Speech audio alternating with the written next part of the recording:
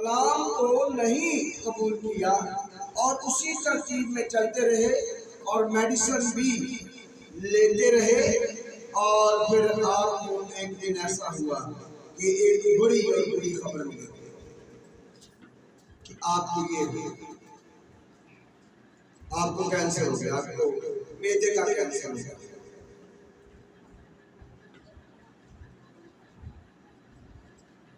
ये चीजें कलाम मुकद्दस में लिखा है। ऐसा हमें काम करने को कहा गया, हराम खाने को नहीं कहा, मेहनत को मशक्कत करने को नहीं कहा। कौन सी ऐसी बात है जो कलाम हमें नहीं सिखा? लेकिन जब हम कलाम की नहीं सुनते तो फिर कलाम में यह भी लिखा है कि तू ताहयात जमीन पर आवारा गर्द और तेरा खाना खराब रहेगा। खाना यानी हम किसी को कहते हैं तेरा खाना खराब हो, यानी तेरा खानदान खराब हो,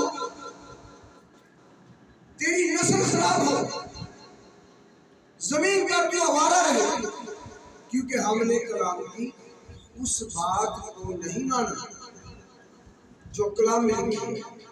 हमने उसको नहीं अपनाया, हमने खुदा की बातों को रद्द किया। जब रद्द करेंगे तो यही होगा, इससे भी बढ़कर। आजकल आज तक किसी ने हम जो है मौजूद है, किसी ने आज तक जुल्म की इंतहा का आखिर देखा? जुल्म की इंतहा देखिए किसी ने? कहाँ तक है जुल्म की हद? कहाँ तक जुल्म की हद कहाँ तक है? नहीं है। जितनी मर्जी कर लो, जितना मर्जी जुल्म कर लो, किसी ने इसकी इंतहा ना रखी है और ना उस वक्त तक खत्म होगी जब तक ये सूची बातों पर, जब वो इंसाफ करने के लिए जमीन पर, जब वो अपने लोगों को तौफीक अता ना करे कि वो जुल्म का मुकाबला करे और जुल्म को नेस्ते नाबूद करे, जुल्म करने वालों को नेस्ते नाबूद करे। खुदा आपको इन बातों से मना नहीं करता कि आप अपना दिफा न करें, आप अपने बदन का ख्याल न करें, अपनी रविशों जो बुरी रविश है उसको छोड़ दें और जो दुरुस्त है आपकी जिंदगी को बेहतर करती है उस रविश को कलाम मुकद्दस के मुताबिक अपना। कभी हमने इस बात पर गौर नहीं किया, सुनते हैं, बस सुनते। कभी आपने नहीं सोचा कि एक तो खुदा मुझसे बेजार है और एक खुदा के लोग जो है वो भी मुझसे बेजार है। आप किसी कुत्ते को मारे, एक जो पत्थर है रोजाना कुत्ते को मारे, उसी को एक न एक दिन आपको आगे से जवाब देगा और जब वो आपको जवाब देगा तो फिर वो आप पता नहीं बच पाएंगे कि नहीं। कुत्ते के काटने के भी उसके दांतों में भी ऐसा जहर है और ऐसी नस्लें हैं कि काट के ही ऐसा लगेगा जैसे आप 50 या 20 सांपों ने काटा। अपनी आंखों से देखा है हमने मरते हुए उन लोगों को जिनको कुत्ते ने काटा। तो आप जुल्म करते रहे तो ये किसके खिलाफ है? खुदा के कलाम के खिलाफ, क्योंकि कलाम ने आपको हर चीज की तरबियत दे रखी है।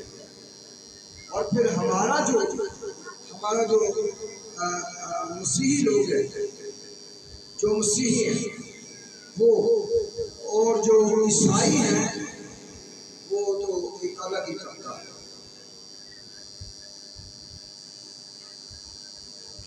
जिनको ये गाँव में ईसाई कहते हैं, पता नहीं वो किनको कहते हैं। मसीही जो है वो अगर एक बार अपने निजात हिंदा का कलाम सुन ले तो उसे हयात भूल जाता है, उसके दिल की तख्ती पर नक्श हो जाता है, उसके खून में शामिल हो जाता है, उसके ज़हन में बैठ जाता है, ज़हन में शी हो जाता है, निकलने वाला नहीं, वो कभी नहीं निकलेगा। हाँ, जब आप खुदा के कलाम पर अमल नहीं करते तो ऐसी आफतें और मुसीबतें आती रहेंगी। जुल्म की कोई इंतहा नहीं, जुल्म पर जुल्म, जुल्म पर जुल्म, और फिर उसके तरीकाकार जो है वो भी अलग अलग अलग अलग आपको नजर आएंगे। आप देखेंगे ये क्या तरीका है, ये कैसे मारा, ये तो आगे हमने नहीं देखा। क्योंकि इब्लीस अपने लोगों को जो सिखाता है वो सीख जाते हैं बहुत जल्द। इब्लीस जो अपने लोगों को सिखाता है वो जल्द सीख जाते हैं। जो मसीही लोग हैं उनको जो सिखाया जाता है वो एक पल में भूल जाते हैं। कहाँ पर नुक्स सिखाने वाले में, उस्ताद में नुक्स है तो उस उस्ताद को छोड़ दे। अगर आपने अपना बनाई है, उस्ताद आपको गलत सिखाता है, आप उस उस्ताद को छोड़ दो, ना कि कलाम।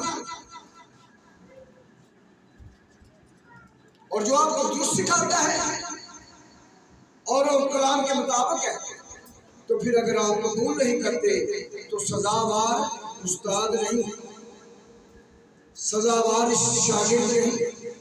उस्ताद वो है जो में क्या है, एक ही उस्ताद। दुनिया में उस्ताद होने के लिए मना किया गया कि तुम में से कोई उस्ताद ना बने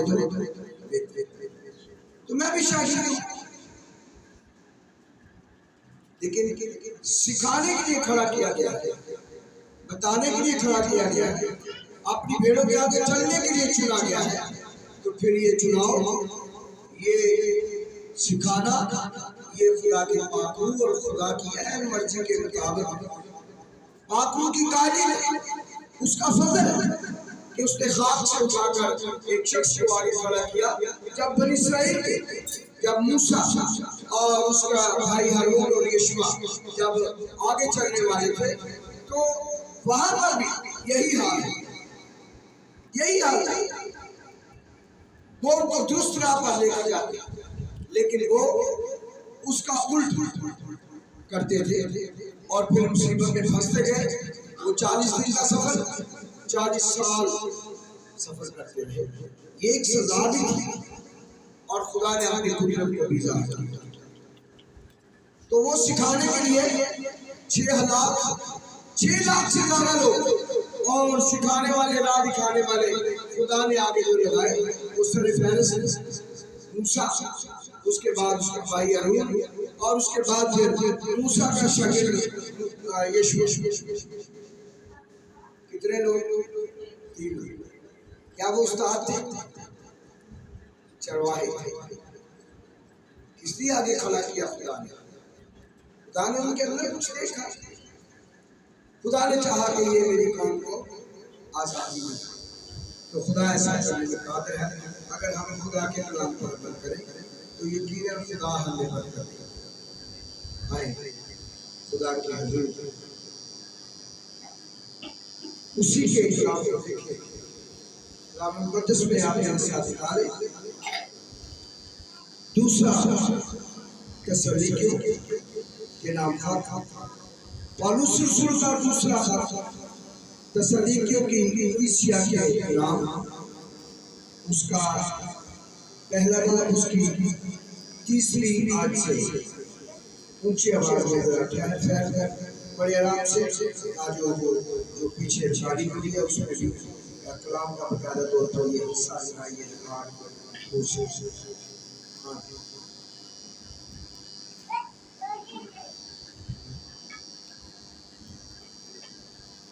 ऐ भाइयों, तुम्हारे बारे में हर वक्त खुदा का शुक्र करना हम पर फर्ज है, और ये इसलिए मुनासिब है कि तुम्हारा ईमान बहुत बढ़ता जाता है और तुम सब की मोहब्बत आपस में ज्यादा होती जाती है, यहाँ तक कि हम आप खुदा की कलीसियाओं में तुम पर फख्र करते हैं कि जितने जुल्म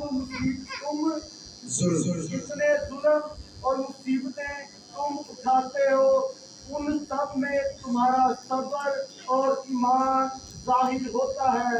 ये खुदा की सच्ची अदालत का साफ निशान है, ताकि तुम खुदा की बादशाही के लायक ठहरो, जिसके लिए तुम दुख भी उठाते हो, क्योंकि खुदा के नजदीक ये इंसाफ है कि बदले में तुम पर मुसीबत लाने वालों को मुसीबत और तुम मुसीबत उठाने वालों को हमारे साथ आराम दे।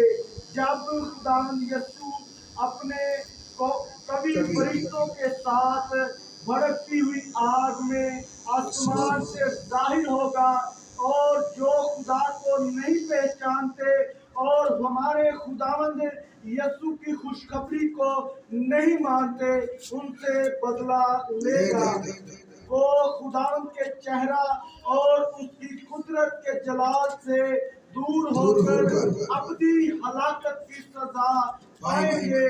ये उस दिन होगा जबकि वो अपने मुकद्दसों में जलाल पाने और सब ईमान लाने वालों के सबब से ताज्जुब का बायस होने के लिए आएगा, क्योंकि तुम हमारी गवाही पर ईमान लाए। इसी वास्ते हम तुम्हारे लिए हर वक्त दुआ भी करते रहते हैं कि हमारा खुदा तुम्हें उस बुलावे के लायक जाने और नेकी की हर एक ख्वाहिश और ईमान के हर एक काम को कुदरत से पूरा करे, ताकि हमारे खुदा और खुदावंद यीशु मसीह के फजल के मुआफिक हमारे खुदावंद यीशु का नाम तुम में जलाल पाए और में। आमीन आमीन। ताजो हमारे खुदावंद यीशु मसीह का नाम तुम में जलाल कब बड़े प्यार से मोहब्बत से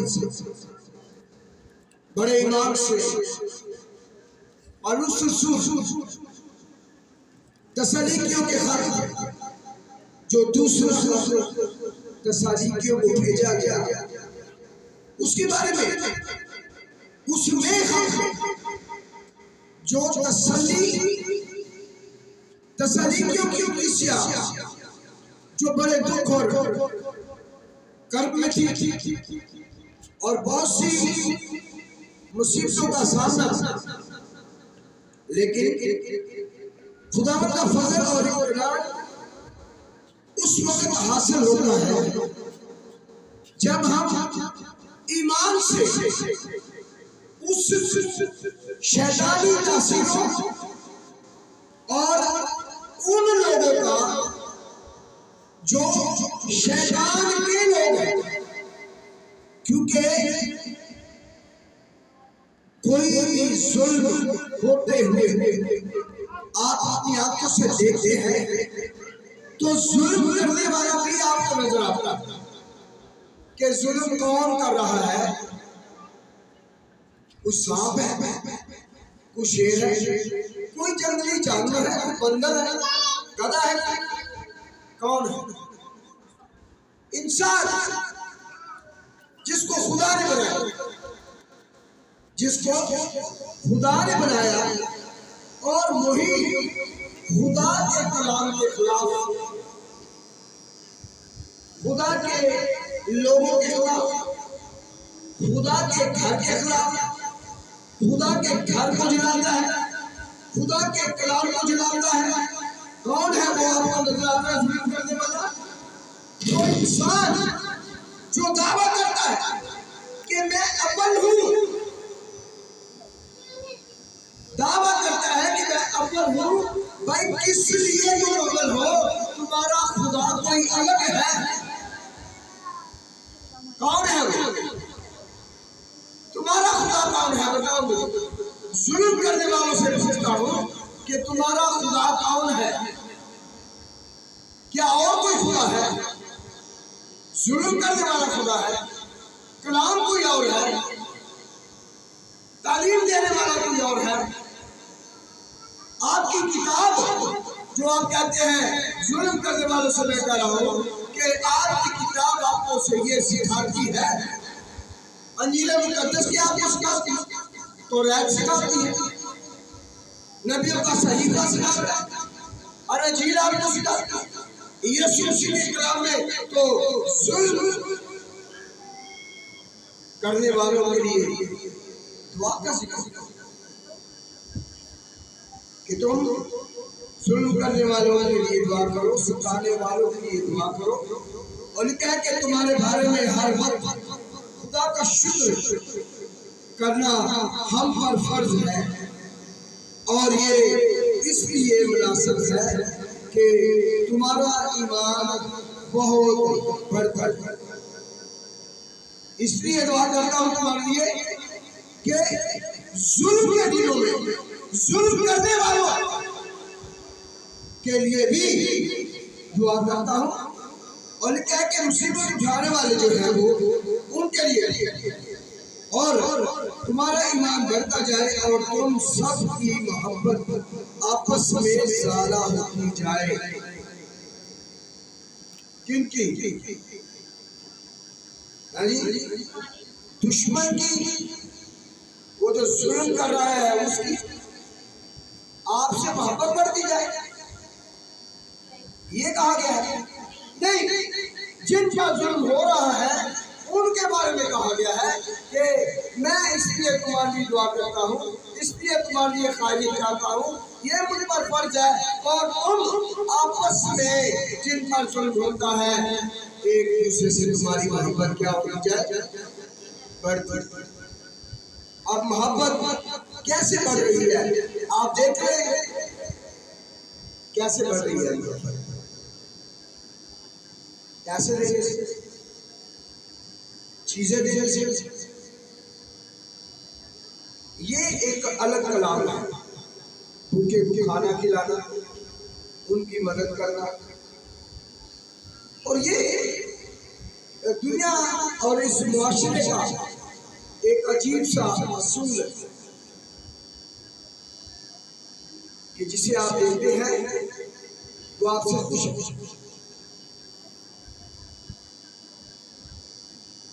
अब खुदा के बारे में बहुत सारे लोग कहते हैं खुदा पता नहीं करता, ये सोच। अब जो सीधा आपके लिए है वो भी तो खुदा की तरफ से, रुपया पैसा चीजें जरूरत की चीजें ये सब कुछ जो है वो आपको मिल रहा है, लेकिन क्या इससे आपकी आपस में ज़ाहिरा तौर पर तो मोहब्बत नजर आएगी, वीडियो में तो नजर आएगी। वीडियो बनाने वाले आजकल अरूज पर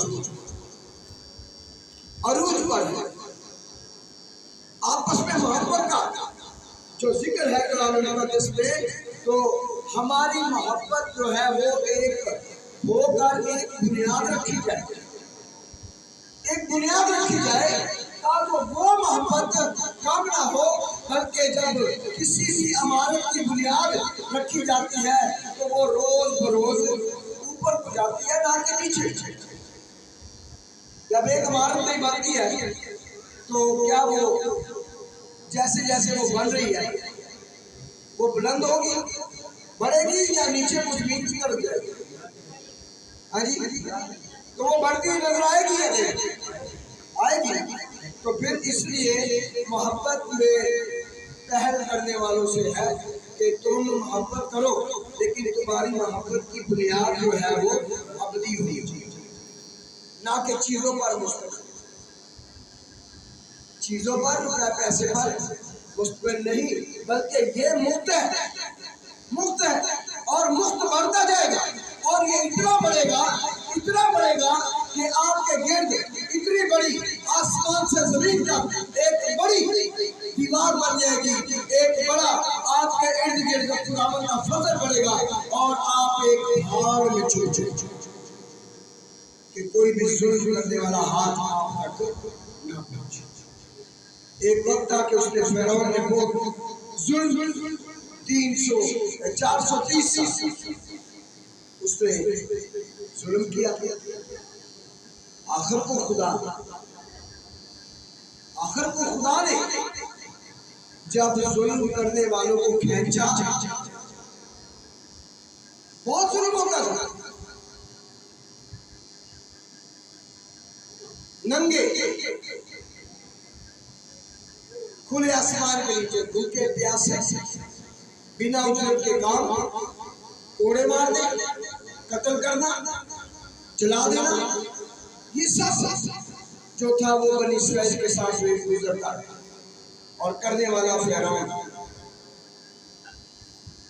करने वाला कौन था? करने वाला हेड कौन था? जिसकी सीट पर वो बैठा था वो फिरौन की सीट था, तो वो इंसान, लेकिन वो जुल्म करता रहा। और आखिर को जब खुदा ने उसे खींचा तो उसका जमीन से नामो निशान मिटा दिया। बेशक वो अपने आप को बहुत जोरावर समझता था, अपने आप को आसमान का मालिक भी समझता था, अपने आप को, क्योंकि वो जोर जो उस वक्त उसका था वो अपने जोर के बलबूते पर, अपनी कौम की कसरत के वसीला से वो बनी इस्राएल पर जुल्म करता था, कोड़े मारता था। और खुदा ने उनके गुनाहों के सबब से उन्हें गैर लोगों के हाथों में दे दिया। अब जो दुआ करते हैं तो वो इसलिए दुआ करते हैं, जाओ और तुम सब की मोहब्बत आपस में ज्यादा होनी जाए, यहाँ तक कि हम आप खुदा की खुशियों में तुम पर फख्र करते, यहाँ तक कि हम आप खुदावंद की कलीसियाओं में तुम पर फख्र करते हैं, खुदावंद में तुम पर फख्र करते हैं कि तुम पर जुल्म भी हो रहा है, सितम भी हो रहा है और इंतहा हो रही है, जलाओ गिराव हो रहा है, मुसीबतें हुई हो, लेकिन खुदावंद में ही बहुत आपके हम शुक्रगुजार हैं कि आप खुदावंद में मुसीबतों के बावजूद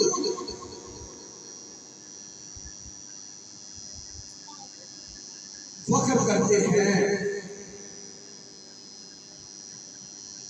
जितने जुल्म मुसीबत तुम पर उठाते हो उन सब में तुम्हारे सब्र और ईमान के ज़ाहिर होते, तुम्हारे ईमान से ज़ाहिर होते हैं।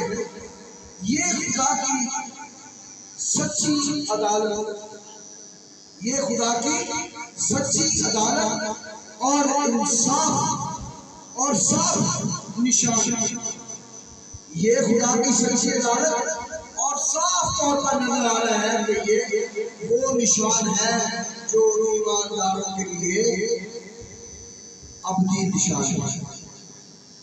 ज़ाहिर होता है कि ये ईमानदार है, जुल्म के बावजूद सब्र में, दुआ में और खुदा में कायम। बड़ा जुल्म हो रहा है, मुसीबतें हैं, लेकिन खुदा के कलाम के मुताबिक यहाँ पर पौलुस रसूल खत में लिखा है कि ये जो इतने जुल्मों के बावजूद तुम खुदावन में हो, ये साफ उसकी अदालत का निशान है, ताकि तुम खुदा की बादशाही के लायक ठहरो। जिसके लिए तुम दुख भी उठाते हो, क्योंकि खुदा के नजदीक ये इंसाफ है। खुदा के नजदीक ये इंसाफ है कि बदले में तुम पर मुसीबत लाने वालों को, तुम पर मुसीबत लाने वालों को बदले में क्या मिलेगा? क्या मिलेगा? जो फैरौन को बदले में उनको क्या मिलेगा? मुसीबत आप पर लाते हैं, लेकिन जब खुदा इंसाफ करेगा अदालत के लिए, जब खुदावन और 16 जन एक शोले में और 16 से भरे हुए फरिश्ते खुदावन यीशु मसीह के साथ होंगे, इनके हाथों में आग ही आग, वो भी इसी तरह जलाएंगे। ना इंसाफ करने वालों को इसी तरह जलाएंगे और ये अदालत के लिए ठहरा। और तुम खुदा के लोग ईमानदार जिनके लिए इंसाफ किया जाएगा, तो खुदा कहता है कलाम मुकद्दस में पौलुस रसूल के वसीला से ये कहता है कि तुम पर मुसीबत लाने वालों को मुसीबत मिलेगी, और ये मुसीबत कोई अहमियत रखती है, लेकिन हमारे लिए एक बड़ी मुसीबत, हमारी छोटी सी बात एक बड़ा पहाड़ बन जाती है। ये उस तरह से ये मुसीबत, लेकिन खुदा कहता है कि जो तुम पर मुसीबत लाए हैं उनको बदले में मुसीबत मिलेगी। लेकिन कलाम मुकद्दस यहाँ पर यह ज़ाहिर करता है कि मैं इससे बड़ा और कोई लफ्ज़ नहीं जो इस्तेमाल कर सकूं कलाम मुकद्दस में, कि जैसा फिरौन के साथ हुआ इससे बढ़कर उन लोगों के साथ होगा जो आज हमारे लिए जुल्म और सितम का पहाड़ बने हुए हैं। खुदा कहता है कि हमने भी मुसीबत झेलनी पड़ेगी, और तुम मुसीबत उठाने वालों को हमारे साथ आराम दे। हालेलुया। तो मुसीबत उठाने वालों को खुदा क्या करेगा? आराम देगा। जब खुदावन यीशु मसीह अपने कवि फरिश्तों के साथ भड़कती हुई आग में आसमान से जाहिर होगा, और जो खुदा को नहीं पहचानते और हमारे खुदावन यीशु मसीह की खुशखबरी को नहीं मानते, खुदावन यीशु मसीह की खुशखबरी को नहीं मानते, उनको बदला देगा। हालेलुया। आज क्या हो रहा है? खुदावन यीशु मसीह को तुम मुझे खुदा का बेटा क्यों कहते? इस पर भी बात चल निकली है। एक शख्स एक जंगल में फिर रहा है, वो उसकी जितनी वीडियो है वो जंगल में लगता है कोई बहुत बड़ा बदकार है।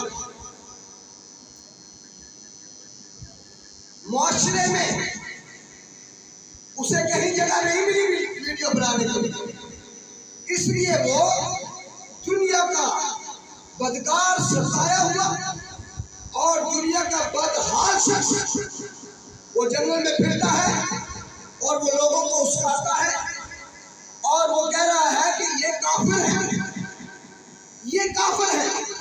मेरी ये अपील है हर उस शख्स से जो खुदा को नहीं जानता, और उससे भी जो खुदा को मानता है और वो दावा करता है कि मैं सच्चा हूँ, अव्वल हूँ और मेरी मानी कोई नहीं, जो कुछ दुनिया में है मेरी वजह से है।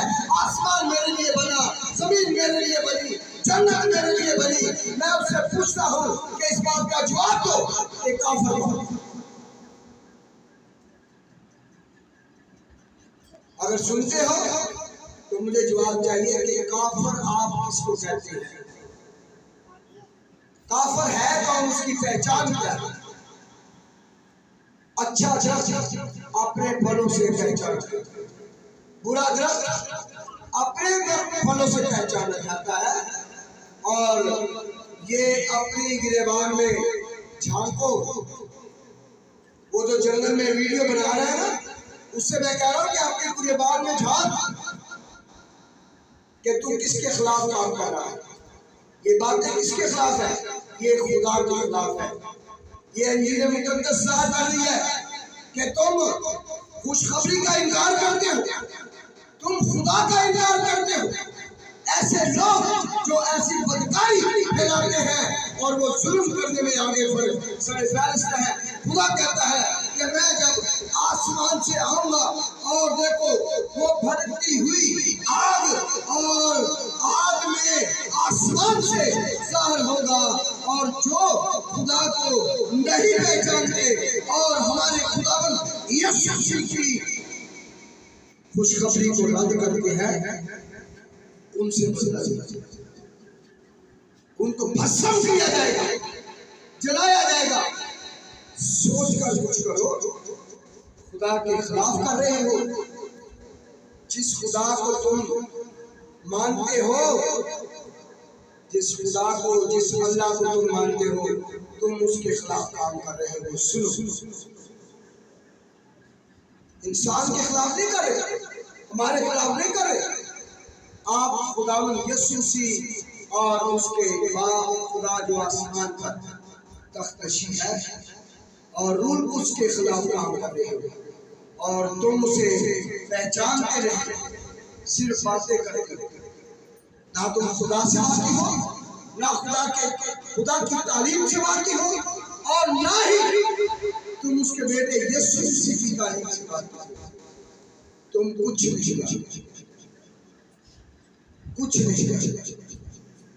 और जो देखते हुए ना देखेंगे, सुनते हुए ना सुनेंगे, उनके बारे में लिखा है कि वो कभी फरिश्तों के साथ भटकती हुई आग में आसमान से ज़ाहिर होगा, और वो जो नहीं पहचानते उसकी खुशखबरी को, उनको बदला देगा उनके कामों का,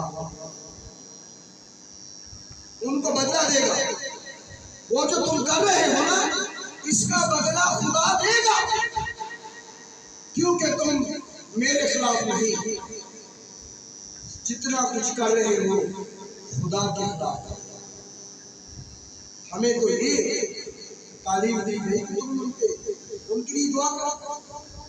हम दुआ भी करते हैं, और खुदा के कलाम में यहाँ पर लिखा है ताकि हमारे खुदावंद, हमारे खुदा और खुदावंद यीशु मसीह के फजल के मुताबिक हमारे खुदावंद यीशु मसीह के नाम तुम में जलाल पाए। खुदावंद यीशु मसीह का नाम तुम में जलाल पाए, और तुम उस हालेलुया जो कोई अच्छा काम करेगा, जो जुल्म को सहते हैं, उनका बदला खुदा ने, और अनकरीब है, ज्यादा नहीं है, बस इन्हीं दिनों में बदला लिया, और वो खुदा ने। लेकिन हमें जागने की, चरवाहों को जागने की जरूरत है, चरवाहों को जागने की जरूरत है। खुदा कहता है मैं गयूर हूँ, ये मैं गैरतमंद हूँ, और मैं चाहता हूँ कि चरवाहों में भी गैरत आ जाए। अब आनी चाहिए, अब और देर ना करें, चरवाहों में गैरत आ जानी चाहिए। खुदा आप बरकत दे, इस कलाम को सीधा से हम सब खुदा बरकत और रहमत से मामूल करे, और हम इतनी बरकत पाए इस कलाम को सीधा से कि इन एक एक लफ्ज को समझने काफी खुदा आपको बता दें। पाक कलाम का बड़ा सुना जा रहा है, हम सब समझेंगे।